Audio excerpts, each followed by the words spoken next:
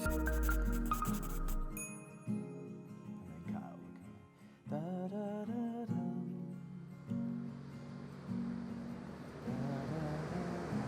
We know that music can give a voice to the voiceless, and we've been doing that for years. But it is not limited to one community in Cincinnati. There are a lot of voiceless who need a voice. Our program coordinator, Christina, and my boss, Betsy, came to me earlier in the summer, and they said, we have a project for you that might suit your strengths. And they showed me this Lullaby project through the Carnegie Hall Foundation, which pairs expectant mothers with musicians, therapists, and songwriters to come up with these customized lullabies as a way of building resiliency and offering an external form of support. He was of multiple, so he had a twin brother, and he was the firstborn, so he's the oldest by 6 minutes. We kind of wondered when they were both less than a year old, they wouldn't pick up Cheerios and different things like most kids that I had babysat with. And when they gave me the diagnosis, I just kind of cried because I thought, oh my gosh, life's tough enough. What's it going to be like for him? I had asked her to write a letter to Kyle, sealed in an envelope that he would theoretically, never open until he was much older. Stay with me now for the rest of my life. I don't know where you're going, but I know where you've been. So I just kind of sat down and put some thoughts together in a letter, and then James just took it and wordsmithed it and made it really sound good. Kyle is my firstborn, happy little boy. You have brought so much joy to our family. It is so funny that your name rhymes with smile because you smile all the time. You just keep on smiling, fill in the pieces with strength from above. And this is my favorite part.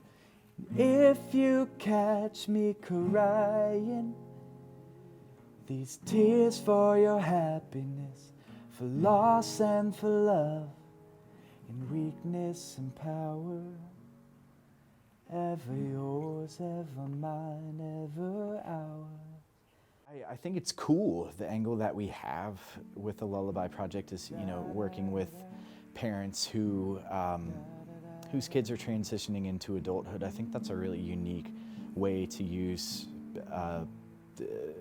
what we have in this project, use the resources. And I tried really hard to get pregnant with Sam. He's my second child. Had a little bit of difficulty getting pregnant with him. When the nurse took him away, she called the doctor over and said to me, I think your son has Down syndrome. What do you expect when you're expecting? When the lights all go out, the doors are all closing. And I just remember feeling so angry.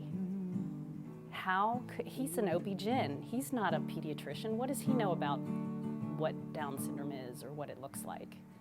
And I just cried and cried and cried, and I bet 2 hours later, after I got it all out of me, I looked at my mom and I said, okay, it's gonna be fine. He needs a mom and I'm gonna be his mom.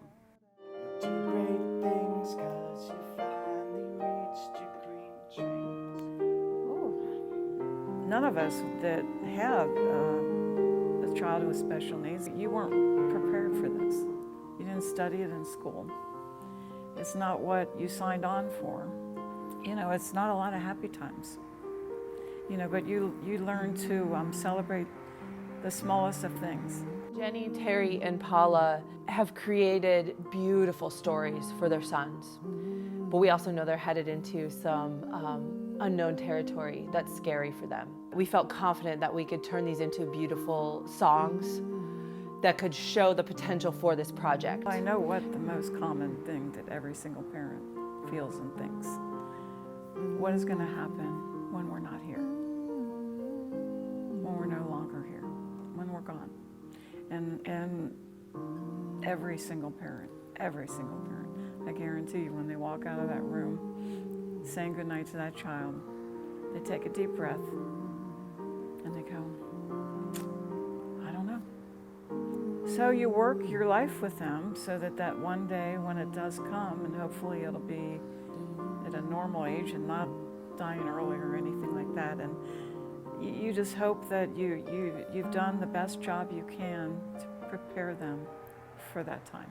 We are helping to reach out to expecting moms who are experiencing homelessness, maybe moms who have experienced domestic violence and have retreated to a shelter, moms or parents in general who are experiencing a lack of resources, are so overwhelmed with the chronic daily stressors of just making sure that their child has a safe place to sleep, that they have food. Regardless what the stressors are, those stressors get in the way of the things that are just as important for building that safety and belonging. And those things are things like, you know, singing a lullaby and holding your baby and rocking your baby and looking your baby in the eye. Those things, they don't come naturally because all of these unnatural things are happening. That's who the Lullaby Project is meant for.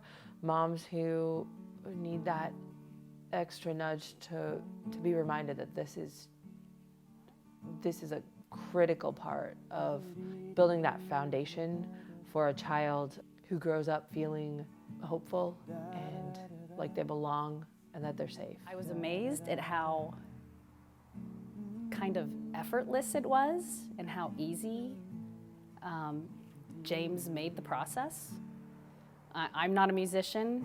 I'm the mom, I wrote the letter, but I had no idea how to write a song. So James did an amazing job. All the memories and everything that you have in it.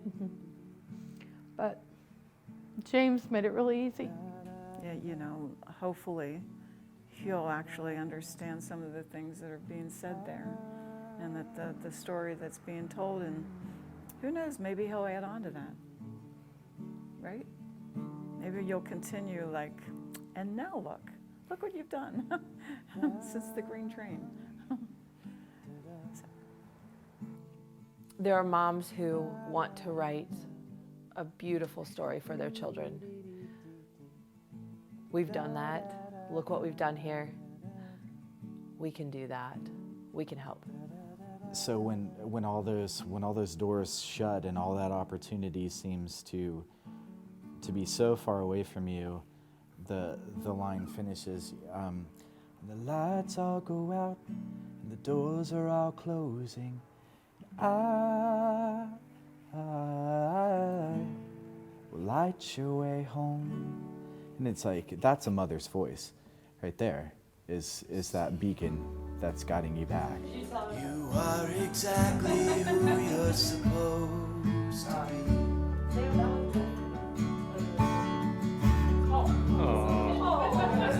You'll hold your head up high. No, you'll spread your wings to fly. When that someone comes along, you'll sing the words and they'll sing along. Someone who'll give your love a chance, someone to give you their last dance, and you will know how to love one another. Because the way that you love and treat your mother.